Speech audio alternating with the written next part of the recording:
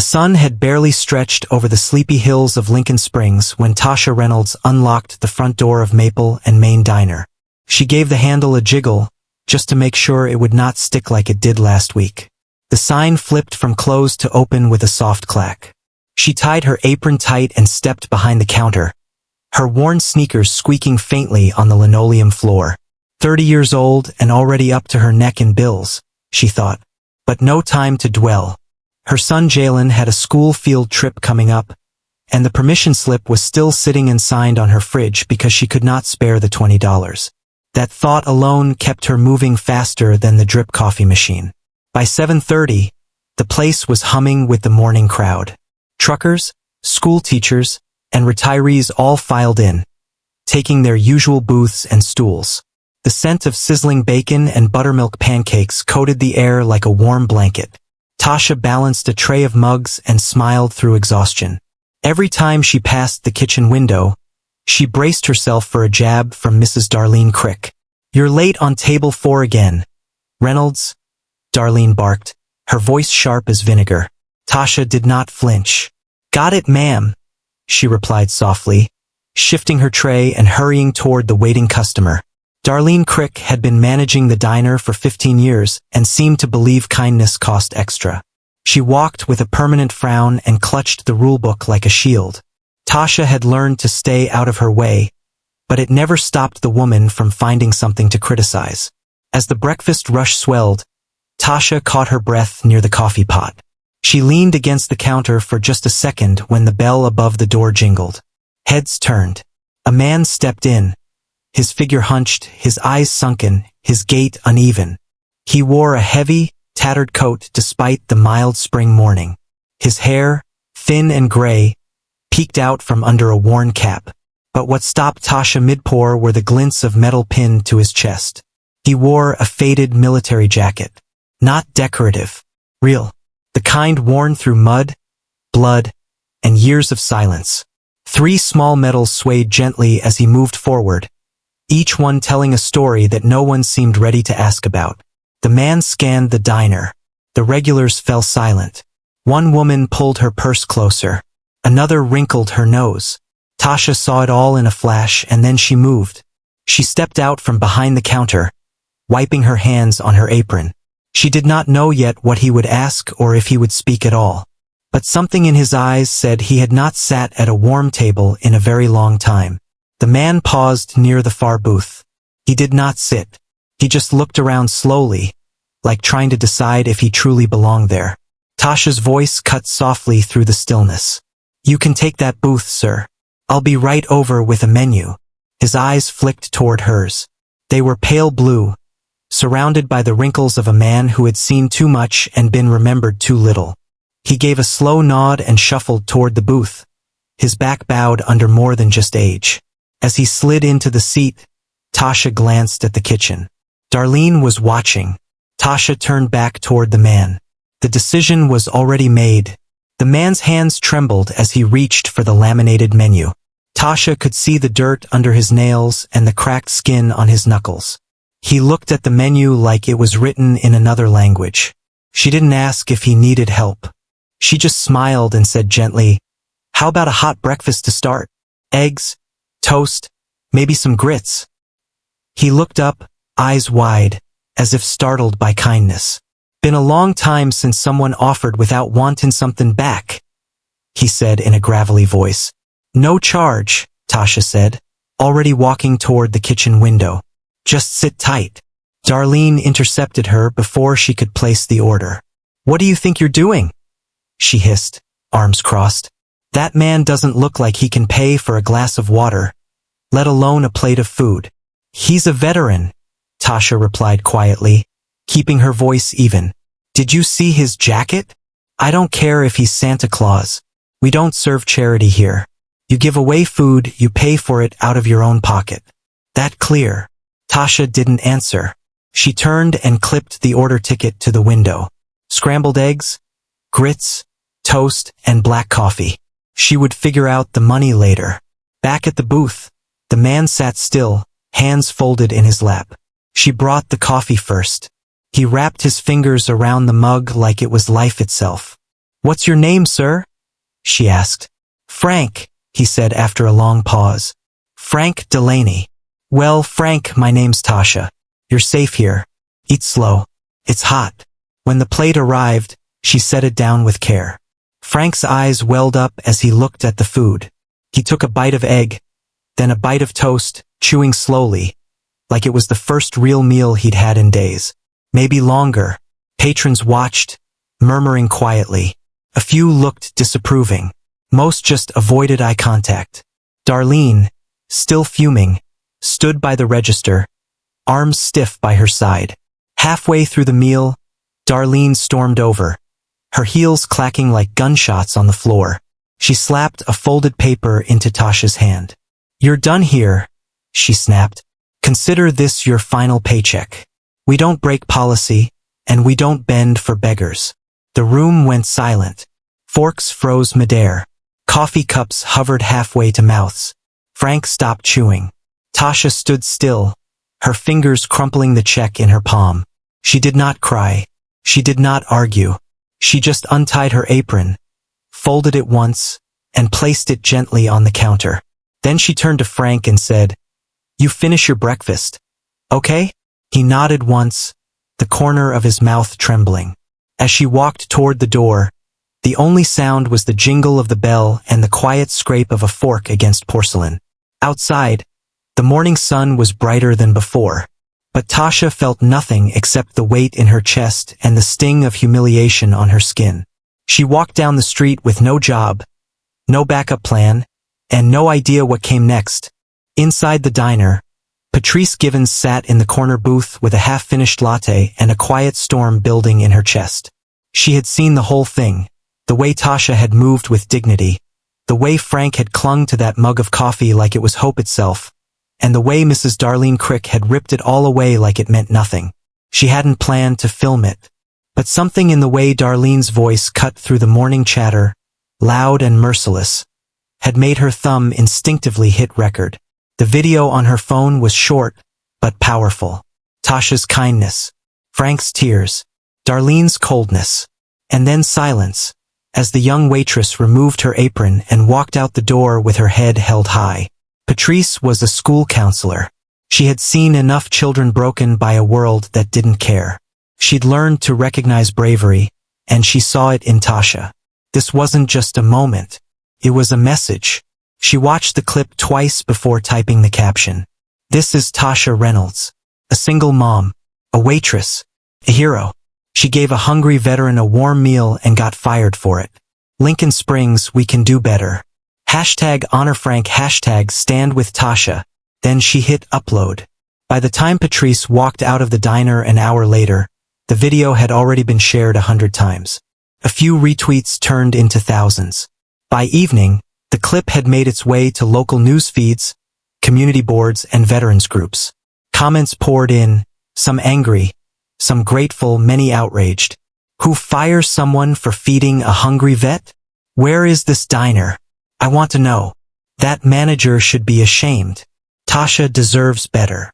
Patrice's inbox flooded. Reporters started reaching out. Veterans from different states left comments, tagging their units and sharing the video. Some remembered Frank Delaney from training days long past. Most hadn't seen him in years. Meanwhile, Tasha sat on her front porch, knees pulled to her chest, as Jalen played quietly inside. She hadn't checked her phone since noon. She couldn't bear to. A knot had formed in her stomach the moment she stepped out of the diner, and it hadn't loosened since. The bills still sat unopened on the kitchen counter. Her last paycheck barely covered the rent. And now she didn't even have that. A knock broke the quiet. Patrice stood there holding her phone. "Tasha," she said softly, "you need to see this." Tasha blinked, confused. Patrice turned the phone around, and there it was, her face, her voice, the entire moment replaying in the palm of her hand. She watched it in stunned silence. Then she saw the views. 28,000. Patrice swiped the screen. "That was 2 hours ago. It's probably more now. You've gone viral." Tasha's hand flew to her mouth. "Why would people care about me?" Patrice smiled. "Because you did something good. and people notice good, especially when the world forgets what it looks like. Across town, Darlene sat in her office scrolling through the diner's online reviews, which had plummeted to 1 star. Her face turned redder with each comment. But the story was no longer hers to control. It belonged to the people now. The video reached Fort Benning by the next morning. Staff Sergeant Elijah Cross sat in his modest barracks office, coffee in hand, scanning through the usual flood of emails and training reports. A fellow Marine had forwarded him the clip with the subject line, "You need to see this. It's Frank." Elijah clicked the link. The video played out in shaky resolution, but the moment was crystal clear. He watched as the woman, Tasha, gently served breakfast to an old man, tired, worn, and barely holding himself upright. And then he saw her manager explode in front of a full diner. Elijah leaned forward, his eyes narrowing as the camera panned to the man again. He hit pause. He knew that face. Frank Delaney, his former drill instructor. A voice he hadn't heard in years but could still imitate in his sleep. The man who once barked at recruits in the pouring rain, who marched beside them with steel in his spine and mud on his boots. The man who pulled Elijah out of a collapsed trench during a training exercise in Quantico, screaming at the medics to hurry as Elijah bled from the shoulder. That man was now hunched over a plate of eggs, trembling from exhaustion. Elijah sat frozen for a full minute. The past flooded back, boot camp, blood, brotherhood, and the fierce loyalty that had kept them all going. Frank had always said, "No one gets left behind, not on my watch." And yet here he was, left behind by the very country he served. Elijah stood up and grabbed his phone. Within the hour, 3 names lit up his call history: Corporal Jordan Pierce, Sergeant Malik Hines, and Gunnery Sergeant Antonio Reyes. All of them had trained under Frank. All of them answered with the same breathless question. "You saw it too?" They didn't need to talk long. The decision came fast and firm. "We're going," Elijah said. "Lincoln Springs isn't far. We'll go in uniform. Let people see who this man really is." They made plans to drive down that weekend. No press, no spectacle, just honor. Later that night, Elijah walked out to the empty field behind the base. The Georgia night air was heavy with the hum of cicadas. He stared up at the stars, thinking of how many nights Frank had kept watch over young recruits who were barely old enough to shave. The world had moved on, forgotten some, but Elijah hadn't. He pulled up the video one more time. Tasha's face lingered in his mind. Steady, kind, unshaken. He didn't know her, but he respected her. And now, he owed it to both of them to make sure Frank Delaney was not dismissed again. Saturday morning in Lincoln Springs arrived with a stillness that seemed to hold its breath. The usual buzz around Maple and Main Diner was quieter than usual. Whispers had already spread from barbershops to church steps about the video, about the woman named Tasha Reynolds, and the old man with medals on his chest. Tasha hadn't returned since the day she was fired. Instead, she stayed home, piecing together her next move while trying to keep things normal for Jalen. He noticed the worry behind her smile, the way she stared too long at unpaid bills, how she double-checked the fridge before every meal. Across town, a black SUV pulled into the parking lot of the diner. Inside, Mrs. Darlene Crick was wiping down the counter when the bell above the door rang. She looked up, eyes narrowing at the sight of 4 men entering, sharp and still, dressed in full Marine Corps dress blues. Their presence stopped conversation mid-sentence. Forks paused halfway to mouths. Chairs froze in place. Staff Sergeant Elijah Cross led the group. He scanned the room once, then spotted him. Frank Delaney. The old veteran was seated alone in the far booth, nursing a cup of water with his hands wrapped tightly around it. Elijah walked over slowly. Then, before anyone could say a word, he stood at attention, brought his right hand up, and saluted. "Sergeant Frank Delaney," he said, voice clear. "You trained me when I didn't believe I could make it. You showed me what a Marine was supposed to be. Sir, it's an honor to see you again." Frank blinked, stunned. His lower lip trembled. "Elijah Cross?" he said, hoarse. Elijah nodded, and the other 3 Marines joined him at the booth, each offering a salute, then a handshake. One even knelt beside Frank to embrace him gently. The room was silent. Even Mrs. Crick looked frozen behind the counter. Elijah turned to face the diner, eyes locking onto Mrs. Crick. "This man," he said, gesturing to Frank, "served his country with honor. And when he was hungry and cold, it wasn't an institution or a system that helped him. It was a woman with compassion. Tasha Reynolds." He let the name settle. "You fired her for doing what every Marine is taught from day one. Never leave someone behind. She didn't ask for praise.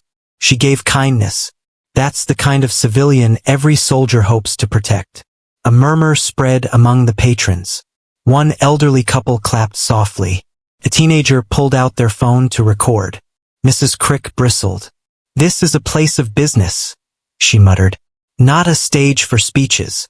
Elijah didn't flinch.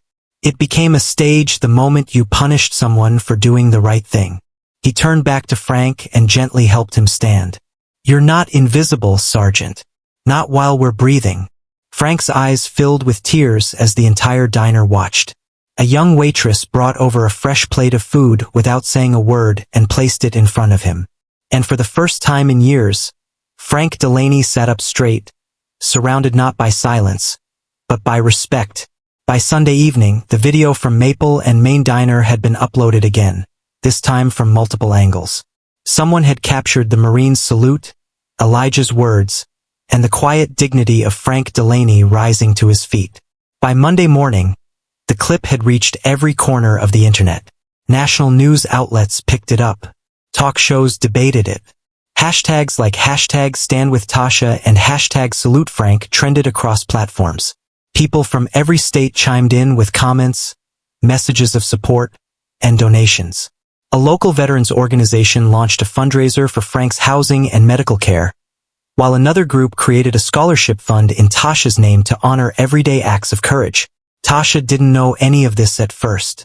She was folding laundry while Jalen did homework at the kitchen table when Patrice Givens knocked on the door with a laptop in hand.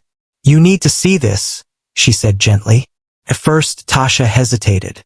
But as the video played, showing the Marines standing tall in front of Frank and then calling her out by name, she covered her mouth and sat down slowly. Tears slipped down her cheeks. "They saluted him," she whispered. "And they stood up for me." Patrice nodded. "People are listening, Tasha. They see you." The next day, the mayor of Lincoln Springs released a public statement thanking Tasha Reynolds for her service to the community. He called her gesture a reminder of the empathy that binds us, and announced a proclamation honoring both Tasha and Frank at the next city council meeting. Meanwhile, Maple and Main Diner faced a very different response. Customers stopped coming in. Regulars began leaving negative reviews. Protesters stood outside with handmade signs reading, "Compassion over policy," and "Bring back Tasha." Even the suppliers began to question their contracts. Mrs. Crick tried to push through, but the pressure mounted quickly.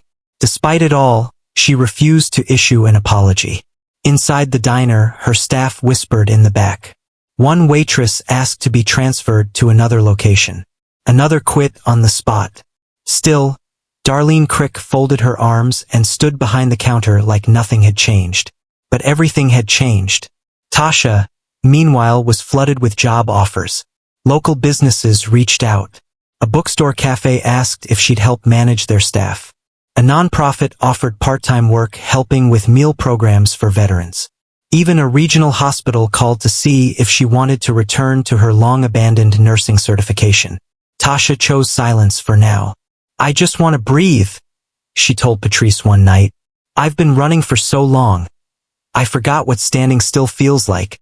Frank, too, was adjusting to the attention. He was taken to a local VA clinic for a full checkup. The doctors, startled by how long he had gone without care, began treatment immediately. Volunteers found him a small, warm place to live. A room with a view of a quiet park and a soft bed that didn't remind him of cold floors and back alleys. For the first time in years, he slept through the night. And though Tasha hadn't stepped back inside the diner since the day she was fired, her name never left its walls. Customers spoke of her with reverence. not pity. Even those who never met her seemed to know her story by heart. And somewhere deep down, Tasha began to believe it was okay to hope again. Frank Delaney stood by the window of his new apartment, watching two children chase a soccer ball across the park lawn below. The early sunlight made the metal on his nightstand gleam faintly, polished now, no longer dulled by grime or time. He touched it once before slipping it into his coat pocket, a silent reminder of who he had once been and who, perhaps, he still was. His days had changed. Volunteers came by with meals. A young man from the VA helped him organize his paperwork. Most afternoons, Frank would sit quietly in the community library, reading or simply listening. People nodded to him now. They offered smiles without pity. For the first time in decades, he was not invisible. Tasha, meanwhile, had accepted a position at Lincoln Springs Community Center. It wasn't glamorous, but it gave her time with Jalen and a sense of purpose she hadn't felt in years. She ran a food pantry 2 days a week, taught a basic cooking class for teens on weekends, and helped organize veterans' outreach events. Her work mattered, and for once someone told her so. One afternoon, Patrice arrived at the center with a brochure and a bright idea. "This," she said, placing it gently on Tasha's desk, "is your next step." Tasha blinked. The brochure read, "Evening Nursing Certification, flexible for working parents." "I let that dream go a long time ago," she whispered. "Then it's time to pick it back up," Patrice said softly. "The scholarship fund in your name covers full tuition. You inspired that, Tasha. You gave people something real to believe in." Tasha stared at the glossy paper for a long moment. Her hands trembled slightly, not from fear but from remembering how hard it had been to let go of that dream in the first place. Bills, childcare, exhaustion. Each had chipped away at her belief in a future beyond survival. But now someone had built a bridge back to it. Later that evening, she sat on the couch while Jalen practiced spelling words aloud. She watched him, marveling at how much he had grown. A boy with dreams, and now a mother learning to dream again. Frank visited the center on Fridays. He'd bring flowers for the front desk, then sit in on the group sessions for veterans. Quiet at first, he eventually began sharing memories of his squad, of jungles and letters never answered, of long nights spent wondering if anyone remembered his name. And they did. One of the Marines, Corporal Miles Bennett, drove in from out of town to see him. Others called or sent cards. Frank's story had awakened something in people. Forgotten names, broken systems, old wounds. All of them pulled into the light. Tasha and Frank often crossed paths now. She'd hand him a cup of coffee and he'd tip his head in thanks. They didn't need to say much. Kindness had already done the talking. On one of those Friday mornings, as Frank walked past the classroom where Tasha taught cooking, he paused in the doorway. "You look like you belong here," he said quietly. She looked up from her cutting board and smiled. "I think I do." For the first time in years, neither of them were trying to survive the day. They were building toward the next one. The autumn sun cast a soft amber glow over Lincoln Springs as laughter drifted from the newly renovated Maple and Main diner. The air smelled of cinnamon pie and fresh cornbread. Inside, the booths were filled not with regular customers, but with local families, veterans, teachers, and community volunteers. A sign by the entrance read, "Lincoln Springs Luncheon, celebrating everyday heroes."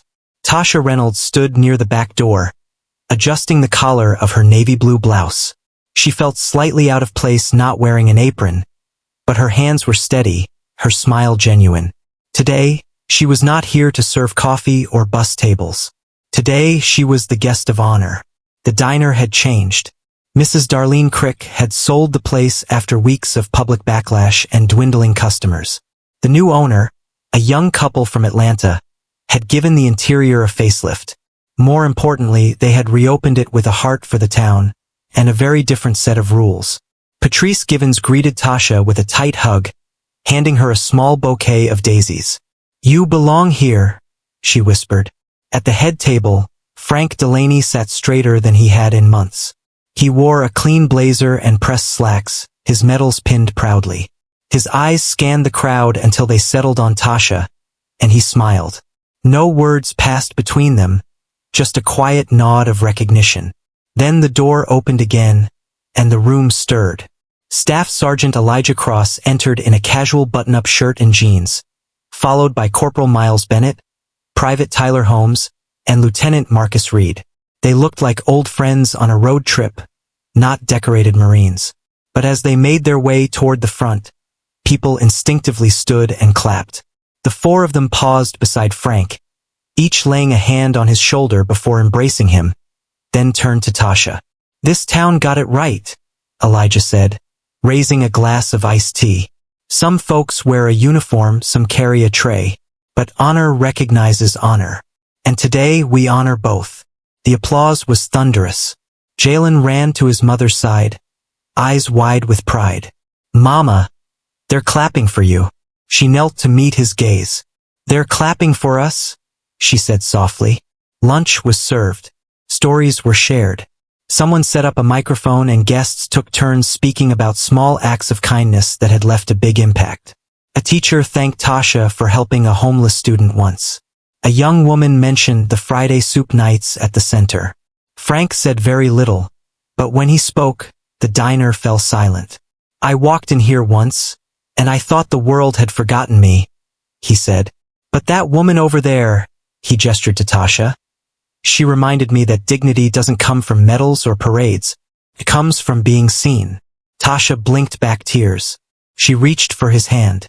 As the luncheon wrapped up, a jazz trio played near the window. People lingered, not wanting the afternoon to end. Jalen danced between the tables, high-fiving the Marines and sneaking bites of pie. Tasha sat back in her chair, watching it all unfold. Her son laughing, her community united, her life no longer defined by struggle alone. For the first time in a long while, she was at a table where she didn't need to earn her place. She was already home.